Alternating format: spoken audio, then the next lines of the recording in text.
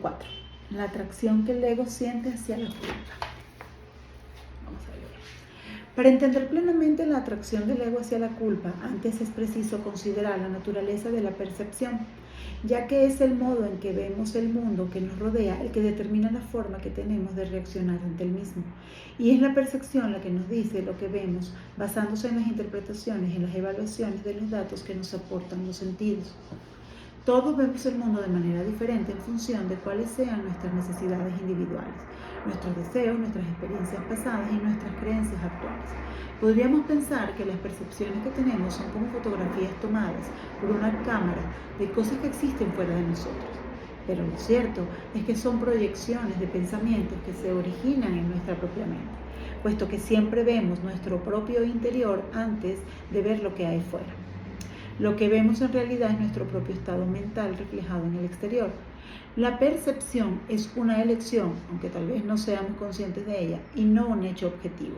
Y esto es algo que queda claramente demostrado al ver las muchas y muy variadas interpretaciones que la gente hace de los eventos cotidianos. Por ejemplo, si 10 personas presencian un accidente, es muy poco probable que al menos 2 de ellas coincidan plenamente al exponer los detalles de lo ocurrido, puesto que nuestras percepciones son fragmentarias e incompletas. Únicamente captamos algunos retazos de cualquier situación, nunca la totalidad. Lo que creemos que es la verdad no es más que nuestra propia interpretación y evaluación de aquello que percibimos, y muchos de los desacuerdos, las desavenencias y las dificultades que tenemos con los demás se deben precisamente a esta naturaleza tan altamente individualizada de nuestras percepciones. Toma de decisiones. Vivir en el mundo implica tomar decisiones, y para poder hacerlo es preciso que escuchemos y que nos dejemos guiar por una de estas dos voces, o bien la voz del ego, que habla en función de las percepciones cambiantes que tenemos, o bien la voz del amor, la voz de Dios. El ego dispone de una enorme colección de imágenes mentales formadas a partir de nuestras percepciones pasadas de culpa y miedo. Y dichas imágenes son las que determinan lo que creemos que queremos en el momento presente. Cuando tenemos que tomar una decisión, nuestro ego nos engaña haciéndonos creer que cada día tomamos decisiones completamente nuevas en función de lo que esté ocurriendo en ese momento. Su voz afirma: eso es lo que quiero ahora. Pero a otro nivel, la voz del ego nos está diciendo: oye, ten cuidado, eres vulnerable, y todas estas experiencias dolorosas que has tenido en el pasado pueden volver a repetirse. Cuando nos atenemos a lo que nos dice la voz del ego, las decisiones que tomamos suelen estar basadas en juicios e interpretaciones de experiencias pasadas. Para sobrevivir, el ego nos dice que tenemos que buscar a alguien culpable, ya sea algún otro o nosotros mismos. Y esta preocupación sobre quién es culpable y quién inocente se convierte en la base de nuestro proceso de toma de decisiones.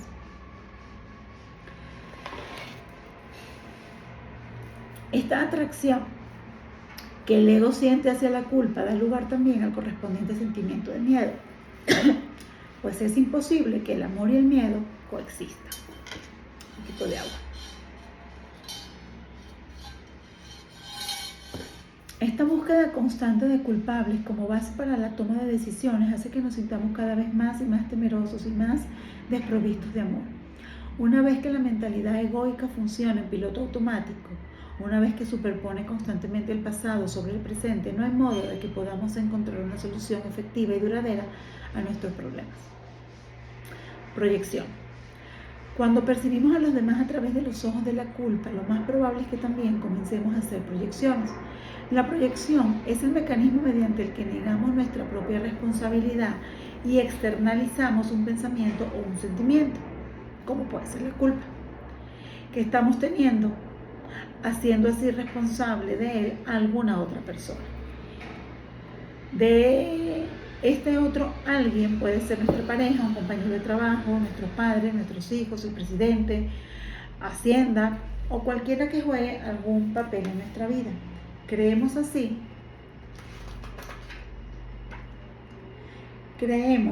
que si esa persona se comportase de forma diferente, no estaríamos teniendo todos los problemas que tenemos. Recuerdo, por ejemplo, que cuando mis 2 hijos estaban en la escuela secundaria, yo intenté, sin menor éxito, hacer que se sintiesen culpables por los desórdenes que tenían sus cuartos, en un intento de motivarles para que se comportasen de otro modo. Ahora, viéndolo retrospectivamente, me doy cuenta de que lo que estaba haciendo era negar mis propios sentimientos de culpabilidad por tener tan desordenada mi oficina y proyectar el problema de ellos. Proyectar nuestros problemas en los demás nunca los resuelve. Lo único que hace es reciclar la culpa. La culpa. La culpa es el sentimiento de autocondena que experimentamos tras haber hecho algo que creemos que está mal. Es imposible tener sentimientos de culpa sin anticipar a la vez la aplicación de un castigo para nosotros mismos, o en el caso de que la culpa haya sido proyectada para los demás. Aunque es posible que no seamos conscientes de ello, la fuente subyacente de nuestro sentimiento básico de culpa siempre es la creencia de que hemos pecado y el miedo de que Dios nos atacará y nos castigará por ser indignos de Él. La culpa y el miedo no pueden coexistir con el amor. Si nos aferramos a estos 2 sentimientos negativos, es imposible que experimentemos la paz y la presencia de Dios. Es un hecho psicológico ampliamente constatado que cuando nos aferramos a la culpa, tratamos de gestionarla, o bien atacándonos a nosotros mismos, lo que suele expresarse bajo la forma de síntomas de depresión o de dolencias físicas, o bien proyectándola a los demás. El ego trata de ocultarnos el hecho de que cuando nos hacemos responsables de nuestros propios errores, la culpa y el castigo dejan de ser necesarios, y que lo único que reclaman es que los corrijamos, y de ese modo nos liberaremos de ella. Por ejemplo, si sentimos que hemos ofendido a alguien, podemos corregir nuestro error disculpándonos. Por el contrario, vivir aferrándonos a la culpa es el modo que tiene el ego de mantenernos atrapados en el pasado, condenándonos a nosotros mismos o a los demás. El juego de culpable o inocente. El juego de culpable o inocente tiene lugar en buena parte de los matrimonios, así como también de otro tipo de relaciones. Una persona le lanza la patata caliente de la culpa a su cónyuge, compañero, colega, amigo o cualquier otra relación, y la otra tiene la posibilidad de recoger y quedársela o de lanzarla de vuelta. La otra persona siempre opta por lo segundo, y así es como se juega este juego. La única forma de que ambas partes ganen es dejar de ser partícipes del juego. Únicamente cuando ya no deseamos seguir manteniendo la patata caliente de la culpa y estamos dispuestos a soltarla y dejarla caer, podemos hacerle sitio. Los efectos de la culpa. Hace unas semanas tuve una charla con un amigo íntimo que me hizo recordar algunos desagradables momentos de culpa de mi pasado. Las 24 horas siguientes me sentí tan agobiado y tan paralizado por esos recuerdos de culpabilidad que me daba la sensación de haber tomado alguna clase de droga. Los efectos de la culpa son efectivamente como tomarse un buen puñado de somníferos y de analgésicos, como haber bebido o tomado el sol en exceso. Me sentía como si mi cuerpo y mi cerebro hubiesen quedado inmovilizados y yo estuviese siendo aplastado por una prensa, o encerrado en la celda de una cárcel sin la menor esperanza de poder huir. Los efectos garantizados que nos produce vivir atados a la culpa son: nos hace sentirnos atacados, nos hace justificar los sentimientos de ira que tenemos hacia otros mismos y hacia los demás, arruina nuestra autoestima y la confianza en nosotros mismos, nos hace sentir deprimidos, huecos, vacíos, destruye nuestra sensación de paz, hace que nos sintamos no queridos y carentes de amor. En modo alguno, resulta exagerado considerar a la culpa como un veneno de fabricación propia que ingerimos con bastante frecuencia. Es la herramienta más eficaz de las que dispone el ego para asegurarse de que permanezcamos desesperadamente atados a nuestro pasado y por consiguiente de que no reconozcamos las muchas oportunidades de liberación que nos ofrece el presente. Solo se conoce un antídoto efectivo para la culpa y es el perdón absoluto. Comenzando por nosotros mismos y expandiéndolo después a todos los que comparten el mundo con nosotros. Solo se conoce un antídoto efectivo para la culpa y es el perdón absoluto, comenzando por nosotros mismos y expandiéndolo después a todos los que comparten el mundo con nosotros. Yo sé que suena complicado esto del perdón, pero vamos a mantener la mente abierta. No empecemos con el juicio de no voy a perdonar y si lo culpo, si lo perdono, entonces es como si no hubiese hecho nada. No. Mantengamos la mente abierta a estas nuevas ideas. El perdón no tiene nada que ver con la otra persona, no tiene nada que ver con justificar las cosas que otras personas hacen, ¿ok? El perdón tiene que ver con mi paz. Y mientras yo más avanzo en mi paz, más capaz soy de ser feliz. El perdón. El ego ve el perdón de un modo ambivalente. Nos aconseja perdonar pero no olvidar, lo que en verdad es un doble mensaje que en el fondo nos está diciendo. No perdones completamente, no olvides el pasado o serás vulnerable. La falta de perdón es la razón de ser el ego. Y eso hace que pueda seguir justificando sus constantes juicios condenatorios, pues su propia supervivencia depende de que creamos en la realidad de la culpa en lugar de la del perdón. Lo que el ego quiere es que practiquemos una especie de pseudo perdón. De hecho, su mensaje real es: puedo perdonarte porque soy superior a ti, así que voy a reprimir mi ira y a fingir bondad, en lugar de ser plenamente consciente de mi deseo de acabar contigo, que es lo que realmente mereces. Lo único que hace este pseudo perdón es reforzar la culpa, pues es un doble mensaje que continúa reforzando la herida de la separación entre el inocente y el culpable. Por su parte, el auténtico perdón conduce a la sanación y la libertad, como queda claramente reflejado en este fragmento de una carta que he recibido recientemente. Cuando acepto algo y lo perdono con todo mi corazón, me libero de ello y soy capaz de soltarlo, de dejarlo marchar. Y entonces lo que soy de verdad, lo único que en realidad he estado reprimiendo, puede volver a fluir. Eso es el amor. Un amor que es la experiencia de la plenitud de la unidad, de la totalidad. Un amor que sana la separación, la sensación de dolor, la carencia la sensación de dolor, de carencia y de pérdida, y me convierte en una persona nueva, completa, entera.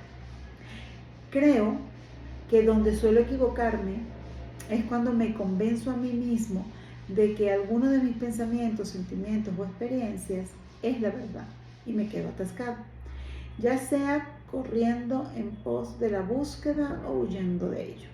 Esta disociación de mi mente me separa, al menos así lo percibo, de la unidad y me sitúa en un estado erróneo de angustia y malestar. Entonces necesito recordarme que tan solo hay un único objetivo. Tengo que volver a estar dispuesto a aceptarlo todo, a perdonar y a dar amor a todo, a decirle sí a todo, para así poder volver a experimentar esa perfecta plenitud que soy. Un sueño del perdón. Los sueños pueden ser muy útiles a la hora de recabar información sobre lo que pasa en nuestro interior en lo referente a la culpa. Hace unos años tuve un sueño que me fue de mucha utilidad porque me ayudó a liberarme de algunos de mis propios sentimientos de culpabilidad. En él yo era un gigante vestido con traje de rugby y rebozado de barro tras haber estado jugando en un campo empapado de lluvia. De pronto me daba cuenta de que estaba en un vestuario alto y oscuro. A medida que me iba duchando, el barro se iba disolviendo y yo me iba haciendo cada vez más pequeño.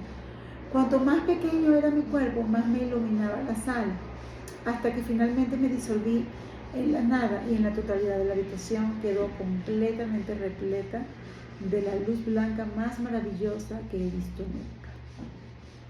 Puesto que había estado trabajando bastante en el tema de perdonarme a mí mismo y liberarme de la culpa, asocié el sueño con la idea de que el barro representaba la culpa, el agua de la ducha el perdón y la luz el amor. Me he dado cuenta de que la única forma en la que realmente puedo estar feliz y en paz es mantenerme en el momento presente, haciendo todo lo que esté a mi alcance para que cada pensamiento y cada aliento vayan en la dirección del perdón. Esta vigilancia me está demostrando que el perdón es la clave que nos permite ver el mundo de manera diferente, la clave para alcanzar la felicidad, algo que pone en nuestras manos todo lo que necesitamos. Es un proceso de abandono, de ir soltando poco a poco, que nos libera del pasado, corrige nuestras percepciones erróneas y pone fin al infinito ciclo del reciclaje de la vida. El amor es el camino que recorro con gratitud. Como cada uno de los capítulos es hermoso, y si no lo comprendemos o no nos hace sentido al 100%, mi sugerencia es que permitamos que estas palabras lleguen al corazón. No tenemos que creerlas con la cabeza, sino sentirlas. El amor se experimenta, no se piensa. Y eso es algo que tampoco nos han enseñado. Pensamos que el amor es solamente el amor como incondicional, quizás el amor a nuestros hijos. Pero también cuando hablamos con cualquier persona o vemos cualquier película, en general la sociedad romantiza el amor o piensa que es un amor romántico el que tú quieres a alguien y se enamoran.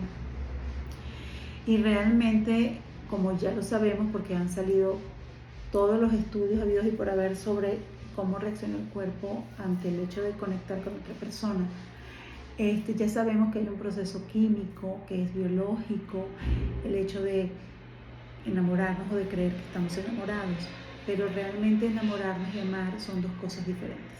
El amor se elige, se construye, el enamoramiento sucede. ¿Por qué? Porque hay neuronas espejos, porque hay química, porque te veo a ti, me veo a mí en ti, y entonces idealizamos a las personas o a las situaciones. Esto incluye a los papás, los idealizamos porque esa figura idealizada en ese momento a mí me funciona para diferentes cosas, porque no todos somos iguales, pero en el fondo, cuando esa persona no se comporta como nosotros quisiéramos que se comportara, o como se comportaba al principio de la relación, como se comportaba en X momento de la vida, entonces empezamos a creer que no los amamos.